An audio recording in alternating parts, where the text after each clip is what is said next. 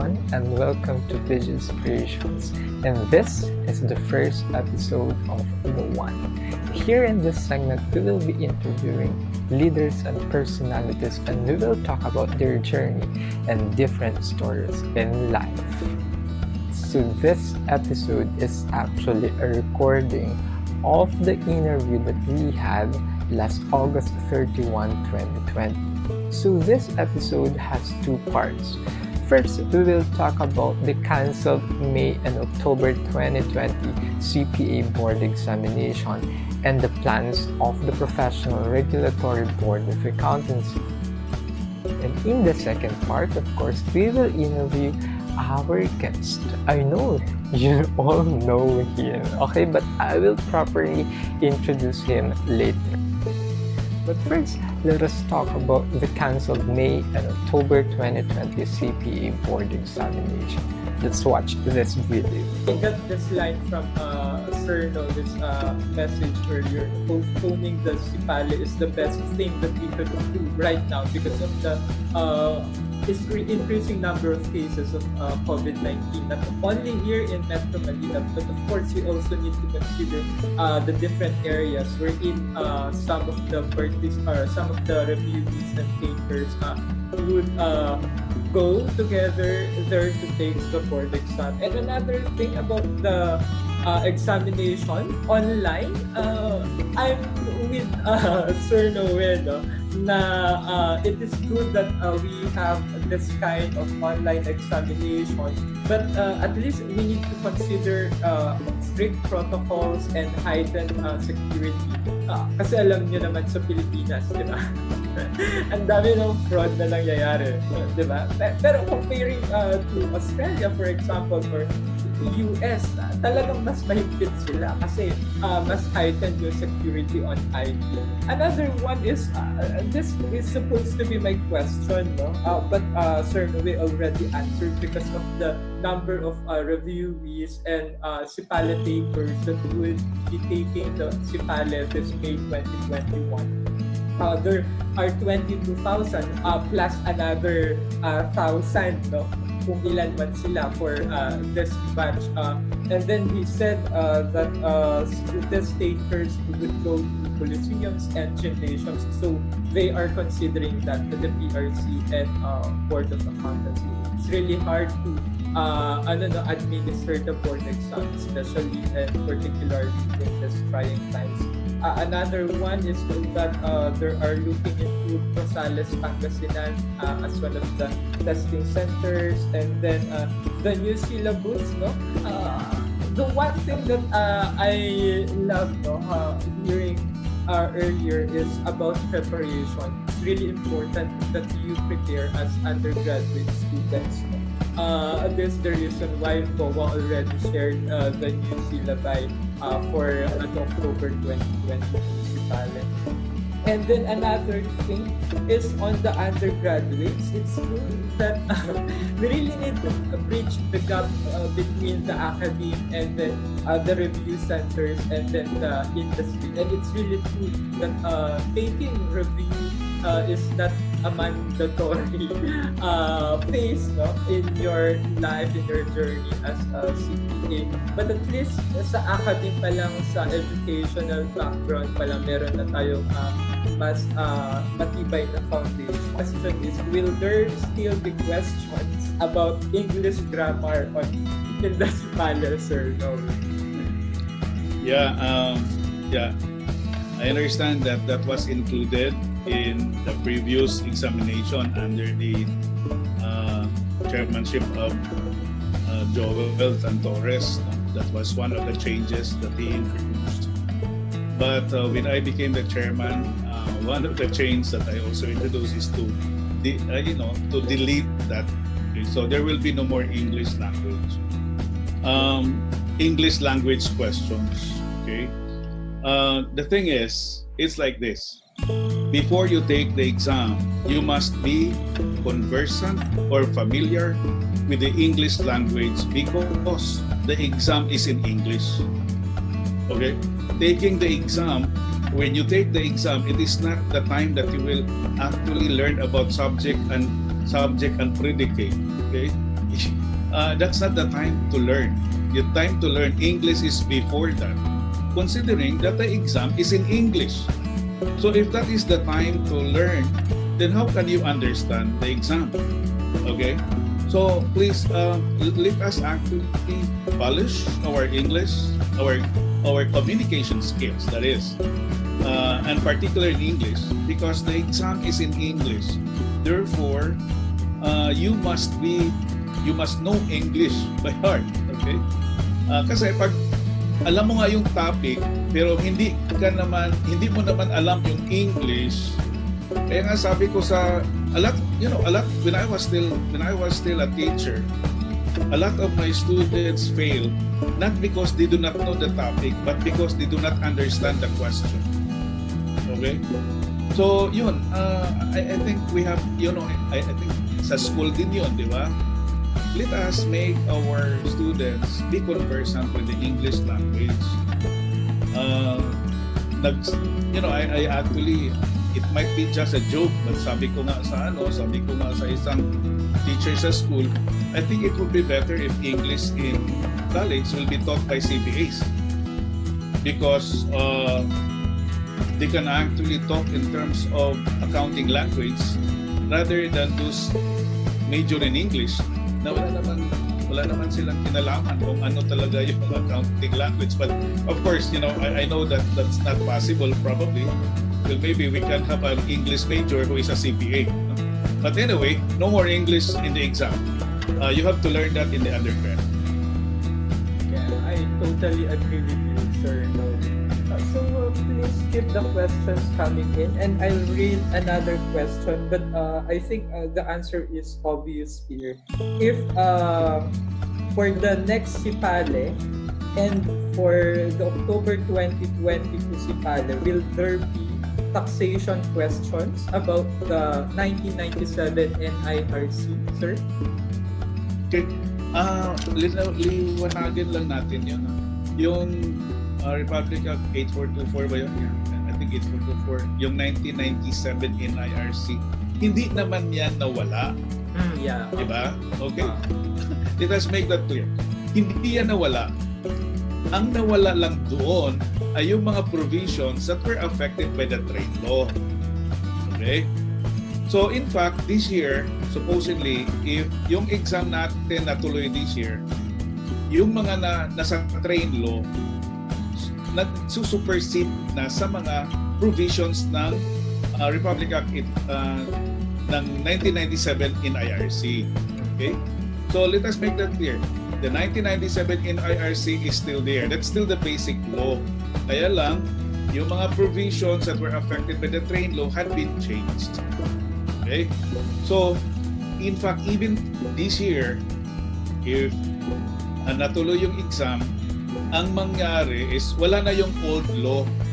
Wala na yung old law kasi, di ba, when train was adopted, nangyari doon, merong old at saka new. Okay? Kasi kailangan. Pero hindi na. Yung mga provisions ng train law, yun na ang gagamitin. So, if a provision in the NIRC had been superseded because of the train law, then wala na yun doon. Pero yung hindi nagalaw ng train law, tuloy pa rin. Okay? Yeah. Thank you, Sir Noe. So we have a question naman coming from the academe. So we have a professor here.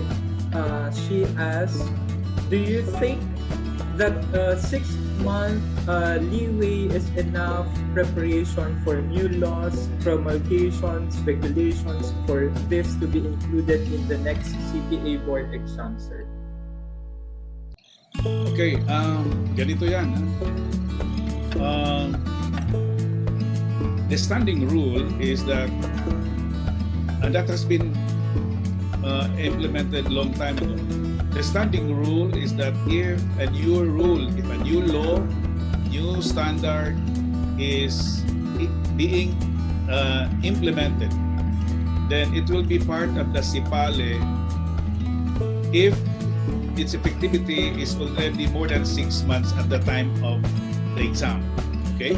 For example, if there is a new standard that is effective January 1, 2020, Sa May 2020, hindi pa 6 months, di ba? So, hindi pa yan kasali. Okay? Hindi pa yan kasali. So, yung standard effective January 1, 2020, magiging kasali na yan sa October 2020 kasi more than 6 months na. That is the current syllabus. Pero sa bagong syllabus, hindi na. Yung bagong syllabus na nakalagay doon, the standard that is in effect at the time of the exam will be the subject coverage. So, ang mangyari doon is pag ang standard effective January 1, 2020, pagka May 2020, part na siya ng coverage ng exam. Dahil meron namang tinatawag na early adoption. Di ba? The standard, even if it's effective on January 1, 2020, is not being discussed on January 1, 2020. In fact, that has been discussed maybe about 2 years ago, correct? Di ba? So, alam na natin kung ano yun. Okay? I had a, kailangan, like for example, yung leases, di ba? Leases, actually, PFR 16, was effective January 1, 2019. Last year, in 2019, tinanong ko sila, yung mga examiners. Sabi ko, are you going to give, or, kasi my question on leases, di ba? Kasi leases is one of the topics. So, may question talaga sa lease, sa test bank. Now ngayon, paglalabas yun, ano ang basis? An old PFR 17, di ba? 17 yung list natin. Sabi ko, why are you giving a question that is not applicable already? Di ba? So, parang you are testing the knowledge of a person of something that is already obsolete. So, effective October 2022, ang mangyari, kahit hindi pa yan 6 months, okay? Kahit hindi pa yan 6 months, if it is effective at the time of the exam, that will already be the coverage. Of course, nakalagay doon sa syllabus, the Board of Accountancy may actually consider depending on the circumstances. Pero kung standards ang ating pag-usapan, before yan nagiging effective, may early adoption for at least a year. Before early adoption, pinag-usapan na yan ng taon-taon. So therefore, there should be no excuse that is not going to be studied early. Okay? So alam naman natin kung kailan siya magiging effective. So alam natin kung kailan siya lalabas sa exam. So yan lang naman siguro. I think we have to improve in that area. An example was the listing. Lumabas, yung answer ninyo hindi na pala applicable at that time. Why should that be relevant? Di ba? Hindi naman namin kontrolado kung anong lalabas kasi si computer naman ang magpipili ng question at saka hindi naman kami pwedeng hindi maglagay ng question kasi kailangan on its topic may question, di ba? So parang I cannot find the significance, I cannot find the relevance of the question at that time when it's already obsolete. Okay, so karamihan kasi sa mga schools sinasabi, naku, hindi pa namin na-discuss yan, ganun. Now take note, we have also to take note that in an examination, merong mga examinees dyan who graduated 10 years ago, who graduated 5 years ago. Siyempre, hindi nyo na-discuss sa kanila yon, di ba? No, ngayon, siguro, ang isipin natin, may responsibility din si examinee na kailangan malaman niya kung ano ang coverage. Okay? Hindi naman talaga yan ma-discuss lahat pag may time constraints. Okay, so to the schools, I think please take note of that because that is now the new procedure. Okay, pag October 2022, wala na yung 6 months. Until May 2022, meron pang 6 months rule. By October 2022, wala na ang 6 months rule. Okay? Okay, Paul? Yes, sir. I love how Sir Noe answers the questions kasi it's logical, no? And it's really practical kasi yung mga questions. So, logical lang din yung answers niya. We have here one question, sir. May question siya about May 2021 exam. Will there be the same precautionary measures during the May 2021 exam? What if by not positive? What will happen with the exam? Hindi na ba siya makaka-exam? Okay. Ang precautionary measures kasi magdidepend yan talaga sa state of health of the country at the time. Okay? Now, we do not know when this pandemic will end. Okay? By the way, PRC is exercising everything in order to avoid untoward incident like contamination and everything. Pero responsibility din yan sa examinee to safeguard himself or herself na hindi siya mag-contaminate. Yung mga protocols na yan, those are just precautionary measures. Take note, they are not foolproof. Di ba? They are not foolproof. Di ba?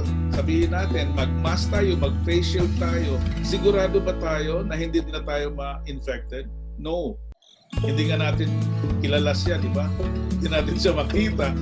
So yun, yung precautionary measures are just things to avoid. But is it foolproof na hindi talaga mag-infect? I don't think so. We have to be careful. All of the people, all of the stakeholders there have to be careful in everything they do. Okay? Kasi maski ano siguro gawin ni PRC, karamihan pagkatapos ng exam, di ba? May mga discussion, hindi naman siguro mapulis ni PRC lahat yun. Di ba? So, let us just police ourselves, not to get into something. Okay? Now, yung question na pag may mag-COVID, hindi na ba siya maka-exam? Meaning to say, na-COVID siya sa exam, na-infected siya during examination, hindi naman siguro, di ba, incubation period is 14 days and the examination is only less than 14 days. So siguro within that period, hindi pa siya nagiging infected talaga, no? At forbid. I hope that will not happen. Pero as I said, kung anong mangyayari sa examinee, by the way, of course, PRC will just exercise measures. Ang responsibility sa examinee pa rin. Okay? Thank you so much, Sir Noe. So we have another question. The difference on the style of the board exam today as compared to the board exams 5 to 8 years ago, and then is the expectations of the Board of Accountancy different from those who graduated under the old curriculum as opposed to those who will graduate under the K-12, sir? Yeah, okay. Ang sabi ko kanina, binago namin yung syllabi dahil nagbago na rin yung curriculum because of the entry of the first batch of senior high school graduates. Okay? That is why in October 2022, bago na yung syllabi. Okay? Now, which means that if you are going to take the exam in October 2022 at hindi ka dumaan sa bagong curriculum, there's a lot of things that you need to catch up. Kasi hindi naman kami magbigay ng separate exam dahil hindi ka nag-senior high school. Okay? That's too impractical, di ba?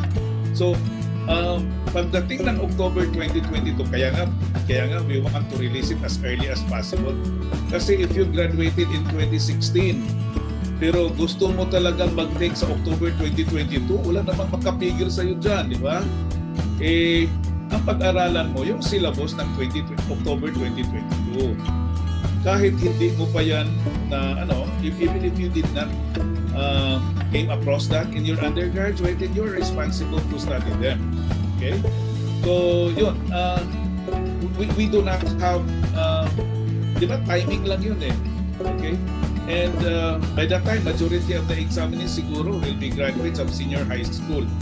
So yung mga hindi graduates ng senior high school really has to catch up with regarding yung naman, yung comment na yung style ng question.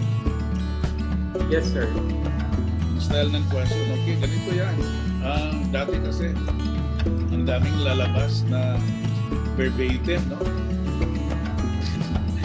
Ang daming lalabas na verbatim sa reviewers.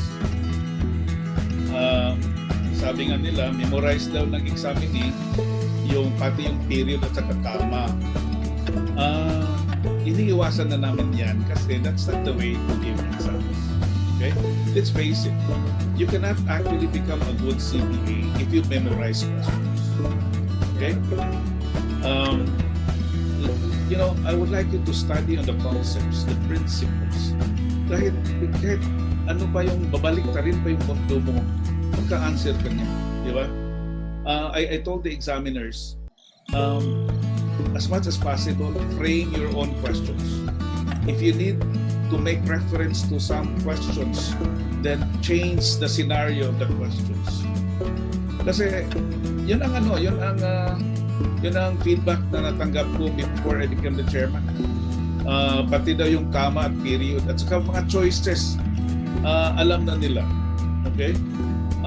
Is that the way we want to produce CPAs? No? May isang nakapasa during my time na. Sabi niya, sir, I passed the board examination na. I finally passed the board examination after 5 takes. Pero nagpapasalamat ako sa iyo kahit difficult yung exam ninyo ngayon. It made me a better CPA. Wow, that's a nice compliment, right? Rather than memorizing the question, tapos na-accuse pa kami na binago daw namin yung syllabus kasi hindi daw lumabas yung mga pinag-aralan nila. Wow. Okay. So yun don't expect that the questions will be exactly the ones that you are solving. You learn the principles, the concepts, the principles behind why that answer or why is that the answer. Hindi yung answer na i-memorize ninyo. Yung mga computation nga daw, hindi na nagpo-compute kasi exactly the same daw ang mga choices, di ba? And that's quite scary. Baka magpalabas kami ng exactly the same choices pero iba na ang question. Ang gusto lang namin is talagang we are developing good CPAs. Okay? Hindi madali. Okay? Hindi madali ang magiging CPA. Tama yun. Pero kailangan ang makapasa yung deserving. Okay? We cannot be good professionals by memorizing questions. I don't think so. Okay? At saka, di ba sabi natin outcome-based? Outcome-based, yes. In May 2019, pinalabas namin BIR forms. Naku, ang daming bagsak. Hindi naman pala nila alam yung BIR forms. How can be outcomes-based? Di ba? So, yun. This is a reality, guys. And we want to train you. We want to test you whether you really know the basic principles, the basic things that you need to know once you become a CPA. Okay? So, I think that's fair enough. Don't expect that it will be exactly the same. Ito yung tama daw at period eh. Yeah. Anyway. I totally agree, sir. Kasi I am in the public practice in the Big Four firm. So, nakikita namin talaga na iba yung iba na yung napag-aralan ng mga bata kasi medyo mababaw lang. So, kailangan ituro ulit sa kanila kahit na sila. So, this is the step that the Board of Accountancy is taking on. So, nung nalaman ko yung news at that time about the examinations na merong BIR forms, and then yung naging comment ko na, that's good kasi we really need to have that kind of examinations kasi nagiging problema sa mga bata ngayon. Puro na sila libro na, reviewers, nakita ko sa page na ganito, ito yung page number, ito yung answer. So, napaka talagang minemorize na nila yung problems and then yung answers. And then we have another question from the academe again, from a professor. Questions in the exam that seem to be evolving to outcomes-based or practice-based. Does me going through an internship will be an advantage? But with the current pandemic, internship would be difficult. What could you suggest that they could apply to get more exposed to the practice, sir?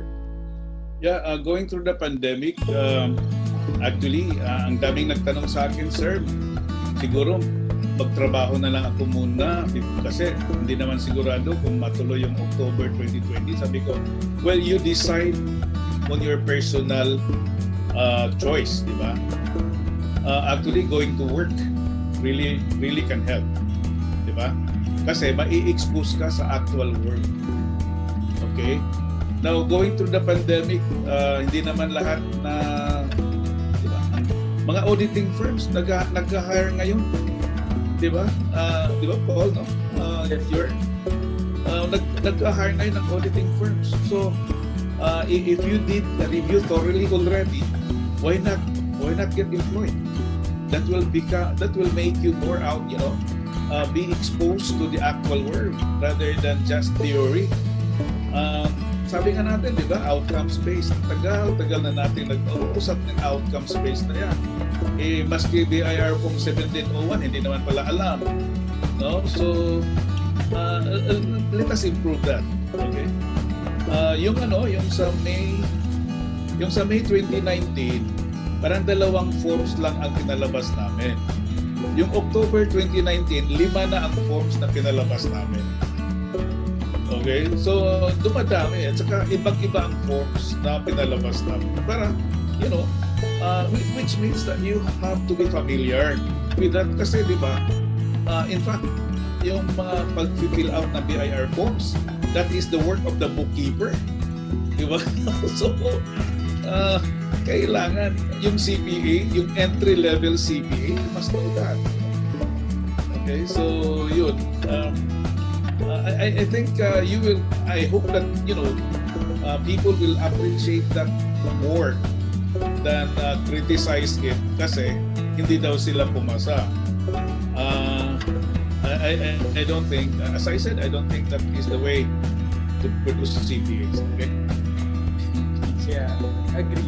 Actually, the passing rate for the past 3 SIPALE are not really surprising because again, like Sir Noe said, it's a personal matter and it does not only evolve or revolve around the Board of Accountancy because again, it's the system that picks the questions, and then another thing, it's not the professor or the reviewer who does the 100% preparation for the SIPALE taker, but really on the taker side. So you need to prepare in your undergrad years, not on the 6-month, 9-month period of reviewing for the SIPALE. If you really want to pass the SIPALE or LECPA, you need to start now. If you are a CPA review, you need to double time your effort. Not just, hindi namin sinasabi na hindi kayo matutulog. Dapat meron pa rin kayong time, pero at least you know your timeline. So that were the key points and summary of the discussion of the Professional Regulatory Report of Accountancy last August 31 this year. For CPAs and accountancy students out there, I know you've been waiting for this. Allow me to introduce the first guest of TG's Creations, The One. He is a certified public accountant and a professional industrial engineer. He is the managing partner of NG Quiñanola and Company CPAs and the managing consultant of Quiñanola Consulting. He previously served as president of Southwestern University. He was once connected with the University of San Jose Recoletos, where he held the positions of Director of the CPA Review Center, Controller, and Graduate School Professor. He obtained his Bachelor of Science in Commerce, major in Accounting, Bachelor of Science in Industrial Engineering, Bachelor of Laws, and Master in Management from the University of San Jose Recoletos. He finished his Doctor of Philosophy in Business Administration from the University of San Carlos. He also earned his Certificate of Business Economics from the University of Asia and the Pacific. He placed 19th in the CPA board exam. Let us all welcome our very own Professional Regulatory Board of Accountancy Chair, Honorable Noe G. Quiñanola. You will know kung anong pinagdaanan ko. Okay? So, this is actually the journey that I had before becoming the chairman of the Board of Accountancy. Of course, to become the chairman of the Board of Accountancy is, is something that perhaps each CPA wants to attain. Okay, to me, being the chairman of the Board of Accountancy is the zenith. It is the pinnacle of my accountancy career. It is something that I want to have. Okay, and it was given to me.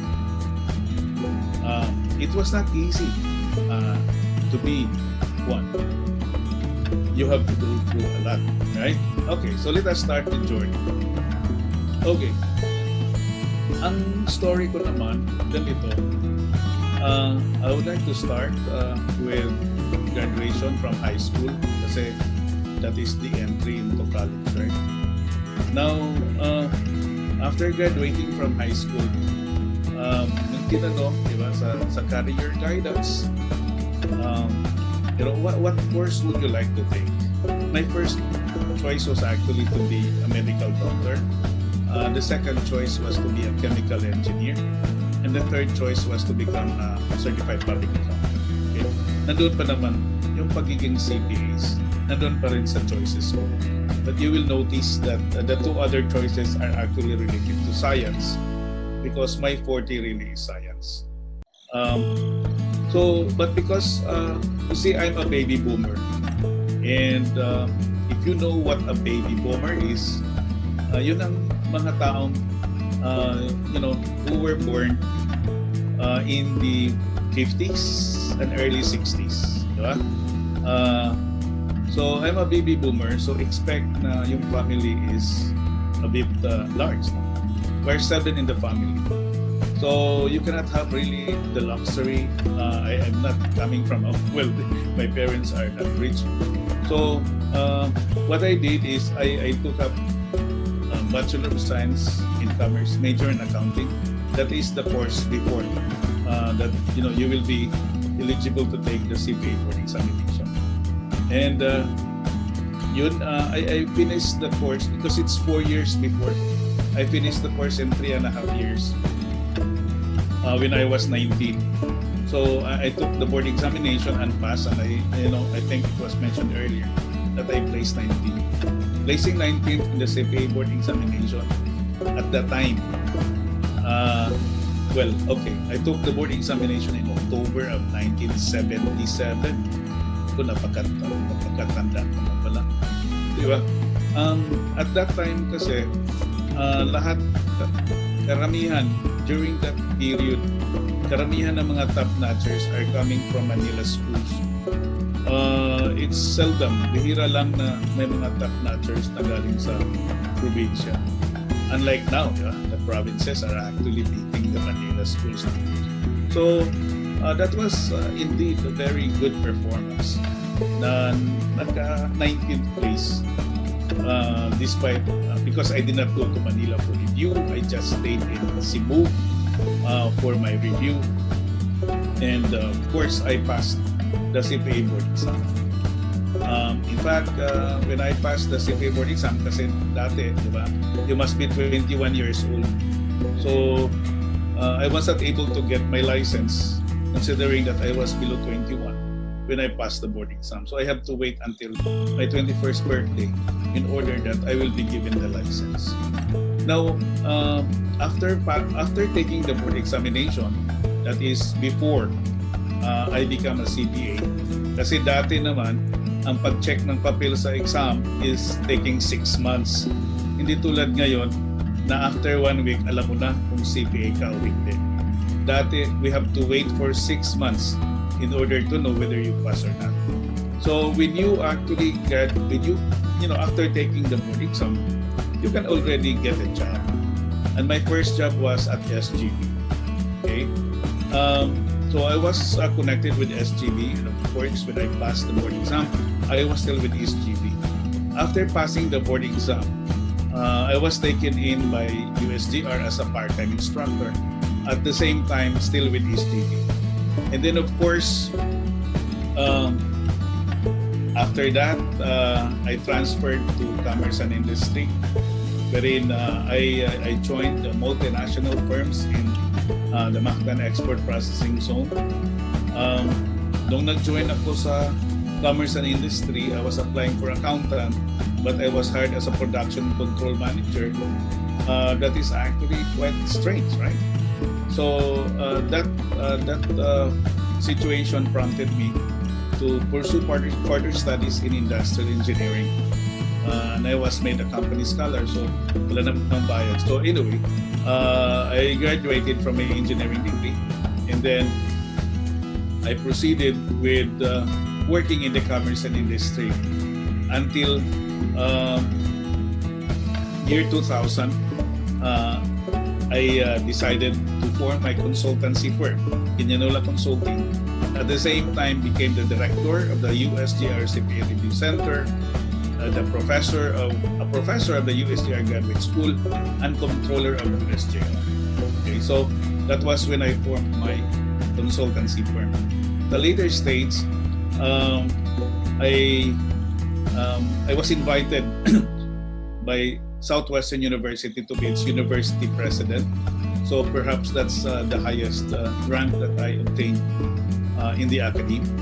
And then, of course, at the same time, I also widened my professional practice to include audit. So because the consultancy was basically finance, accounting, and industrial engineering, so I set up my auditing firm, Quiñanola and Company CPAs. At the same time, when I was president of Southwestern University, and Quiñanola Consulting and Quiñanola and Company CPAs are still existing right now, and I'm still running it. So in 2018, I was appointed as chairman of the Board of Accountancy. Ang limitation lang kasi ng chairman, or even if you are a member of the Board of Accountancy, one of the limitations is that you cannot be connected with a school or university offering BS accountancy. So yun, naputol yung mga engagement ko sa schools kasi bawal na if you are in the board. Okay? But if you will look at the journey, you will notice that I have been with all the 4 areas of practice of the accountancy profession. I was in public practice, I was in the academy, I was in commerce and industry, and of course, I am now in the government service. My appointment in BOA in 2018 actually came after 40 years. After 40 years, it took 40 years for me as a CPA to be appointed as chairman of the Board of Accountants. So, ang masasabi ko lang, hindi madali, di ba? But if you will have your eye, di ba? According to Kobe, begin with an end in mind. Just go through what you need to do. Okay? Somebody asked me, sir, how can I be you? How to be me daw? How can I be you? I said, well, ang mapapayo ko lang sa'yo is don't force things. Okay? Don't force things. Kasi Pag talagang sa iyo yan, dadating yan. But you should not be complacent as well. Every day that you practice your profession, practice it properly. Okay? Kung walang halong kalokohan. Kasi you will be noticed by people. And of course, if there will be recommendations that will be needed, you will be recommended by people because they see you as something that people could emulate. Diba? So, don't force things. Marami akong pinagdaanan dito na hindi ko na lang isasabi sa inyo. Pero, if I will get discouraged that easy, then I would probably not get into the chairmanship of the Board of Accountancy. The chairmanship of the Board of Accountancy is a prestigious position. Prestigious talaga. Imagine, you are the head of the profession. But it actually comes with a lot of challenges. Diba? It is not easy to be the chairman. It is a challenging job. It is good to occupy the position, but you must be ready for the task. Safeguarding the profession, and you are acting as the father of all the accountants in the Philippines, young and old, right? Okay, so I think that is the journey in a nutshell. If you want, I think we have about 30 minutes for the question and answer. If you want more information, then we can actually deal with that in the question and answer. Okay, so I think that would be all, guys. And again, thank you for listening. Thank you for joining me today. And I hope that you guys will become CPAs sooner. Okay? Yung sooner, hindi tayo I hope it could be soon. Okay? But the next exam will be in May 2021. So, as what was said earlier, don't take the postponement as something adverse to you, but take it positively. You see, you are given more time to study. So instead of just laying down, doing nothing, you study some more so that in the end, you will pass the exam. Meron pa akong isang pahabol na lang kasi ang daming parang they are actually very worried that the national passing percentage is so low. Tapos sinisisi ang Board of Accountancy bakit bababa yung passing percentage. Regarding that, this is what I have to say. The national passing percentage has nothing to do with your passing the board exam, because passing the board exam is a personal matter. The national passing percentage is just actually a measure of the performance of all the examinees. Because kung talagang pasado ka.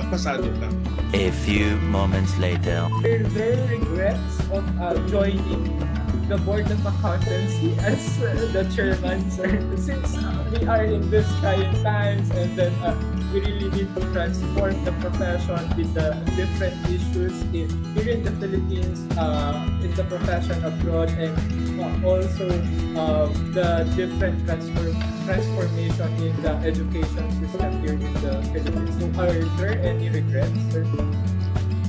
None at all.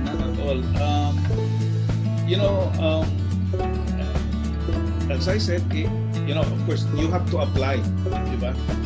You have to apply to be a member of the board. And then, in fact, I did not expect to be the chairman. I applied as a member of the Board of Accountancy, but my name was included dun sa candidates for chairmanship. But that was not my application. Kanila na lang yun. So, hindi ako nagiging member, nagiging chairman ako. So, becoming a member is already a challenge. How much more for a chair? I did not regret.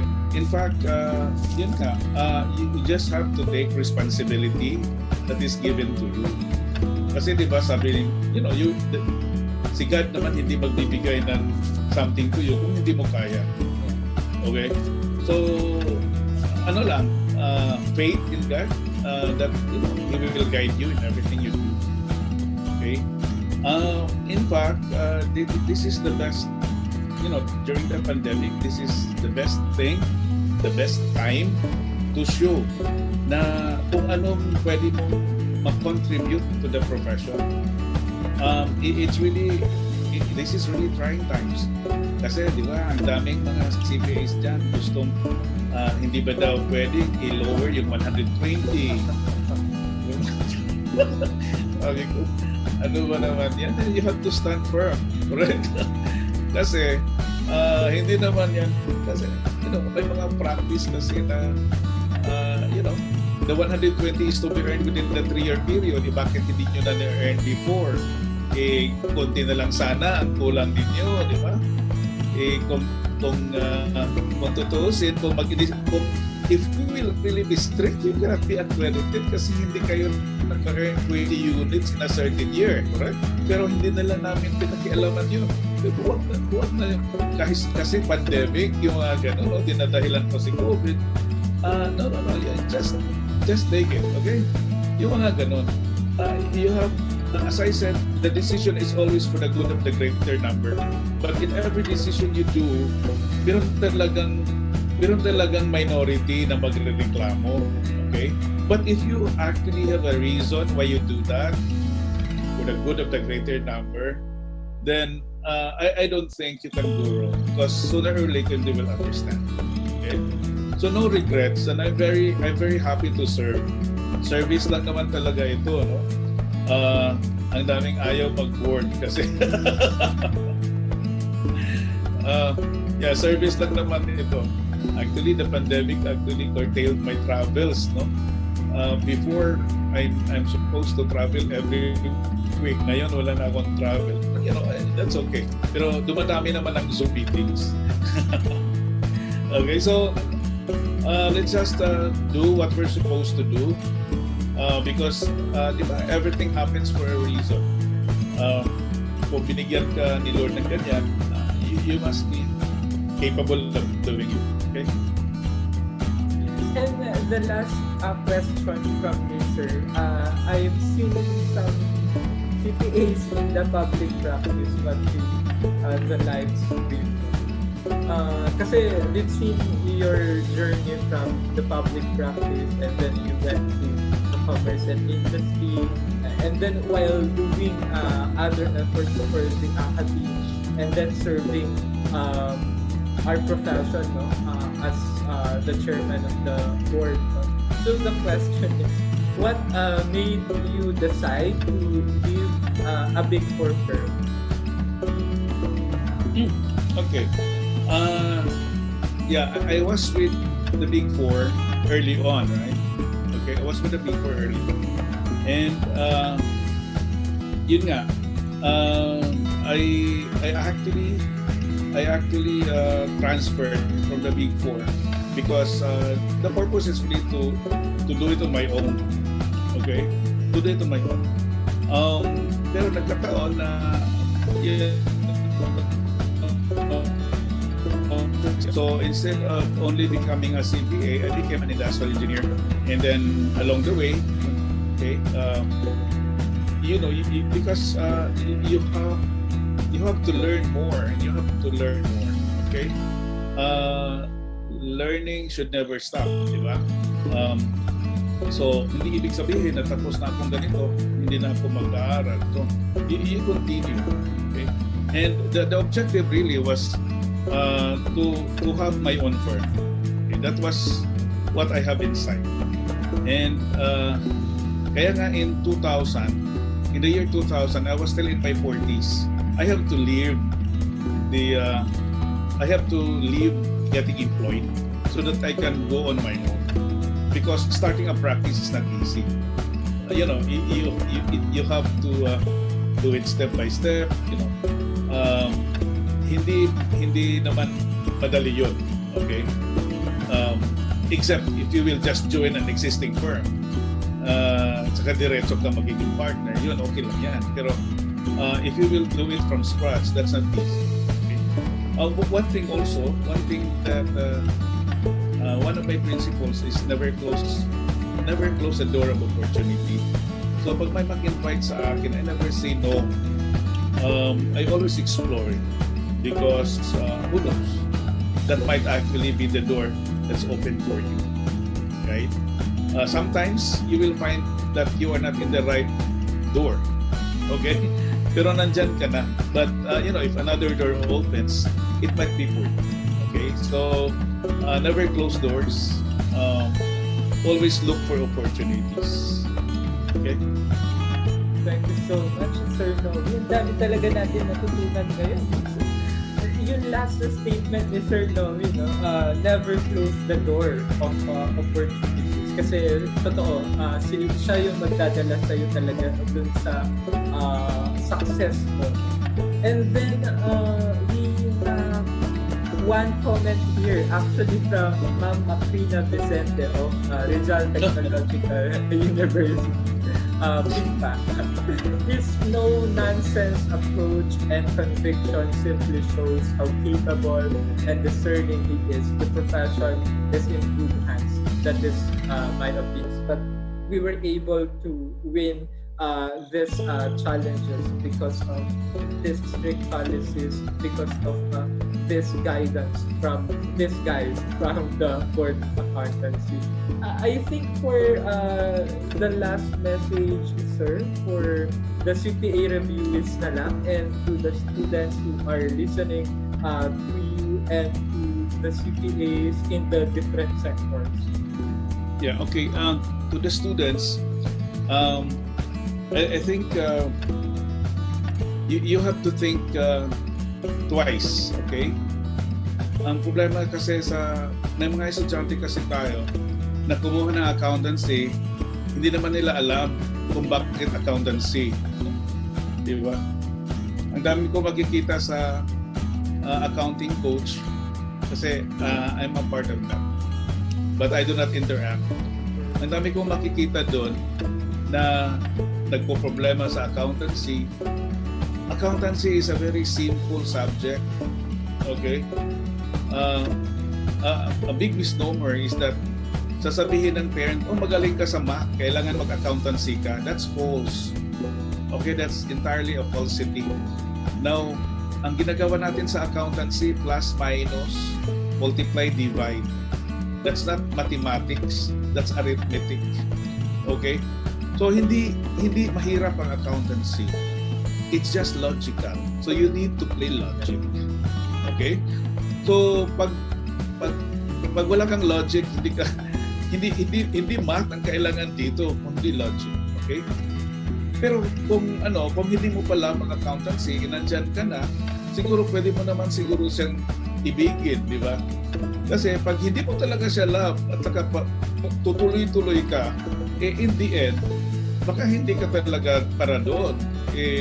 When you take the examination, then you will be a casualty and then somebody else, or you might be blaming somebody else. Okay? So yun, just be, for the students, just be serious about what you're doing. Okay? Because if you will be serious, then you will actually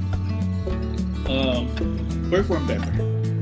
Sa mga reviewees, huwag kayong ma-discourage na postpone yung exam.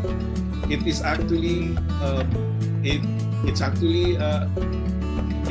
an opportunity to have more time in reviewing para wala na kayong lusot, no? Wala na kayong dahilan na hindi kayo makapasa. So sa May 2021 siguro po, di ba? Marami siguro pumasa, no? Parang maraming papasa kasi they have more time to study. So don't take anything for granted. Now ngayon, ang makikita ko sa mga chat groups, naku, palagi daw Mobile Legend. No? Palaging ganoon. Hindi tayo magiging CPA dyan. Okay? So again, for those who are reviewing for the board examination, get serious. Oh, by the way, kasi kayo, sabi ni Paul, hindi naman ibig sabihin hindi matutulog. By the way, I would just like to share with you that when I was reviewing for the board exam, 4 na oras lang ang tulog ko for the entire 6 months. Okay. So yun, 4 hours lang talaga from 12 midnight to 4 a.m. Yan ang sleeping time ko. Otherwise, I was studying. Okay, so yun, get serious. And for the CPAs out there, there's just one thing that I would like to exhort from you guys. Let us practice our profession ethically. Okay? Now, we have been uncovering a lot of unethical practices and we are dealing with this. But we probably cannot police everyone. So, kailangan, we just have to be good. Okay? Kasi your behavior actually also affects the accountancy profession as well. Okay? So, yun lang ang gusto kong hingiin sa inyo. So, let us all be, let us take care of the accountancy profession kasi atin ito.